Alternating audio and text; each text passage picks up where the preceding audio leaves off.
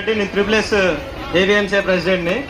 ఇక్కడ మన హక్కులను ఎందుకు అంటున్నామంటే ప్రతి నెల 40,000 తీసుకోవడం మీ హక్కా కాదా? ఇన్సెంటివ్స్ 15,000 తీసుకోవడం మీ హక్కా కాదా? 6 years అయిన వాళ్ళకి రెగ్యులరైజేషన్ చేసుకోవడం మీ హక్కా కాదా? హక్కే. ఎన్కాసు పోయిన వాళ్ళకి మీరు 10,000 నుంచి 40,000 అడగడం హక్కా కాదా? హక్కే. మీకు పర్ఫెక్ట్ జాబ్ చాట్ అడగడం హక్కా కాదా? మన హక్కు. ఇంకా ఇది కాక మీకు ఎంతమంది రెండు బిల్స్ కడుతున్నారు? వాళ్ళ ఆ 2 బిల్స్ కట్టడం అడగడం హక్కా కాదా? హక్కే. ఎలక్ట్రిసిటీ బిల్ కడుతున్నారు, అది హక్కా కాదా? హక్కే.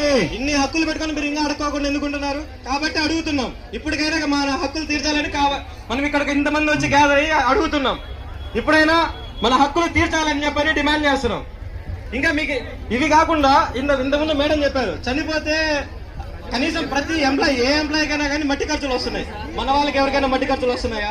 రావట్లేదు. మరి ఇంక ఏం వస్తున్నాయి? మనకి ఏమీ రావట్లేదు. ఏం బెనిఫిట్ వస్తుందని ఏమీ రావట్లేదు. మరి ఇంకెందుకు ఇప్పటికైనా లేచి అడుగుదాం. అడుగుతున్నా మా ట్రిపుల్ఎస్ డిస్ట్రిక్ట్ నుంచి నేను అడుగుతున్నా, మిగిలిన వాళ్ళు ఎవరు అడుగుతున్నారు? అందరూ అడుగుదాం. అందరూ ఒకే మాట మీద ఉండి అడుగుదాం, మన న్యాయమైన డిమాండ్లను తెలుసుకుందాం. సార్ అండ్ మేడం, ఇప్పుడు Shri Sathya Sai district president sir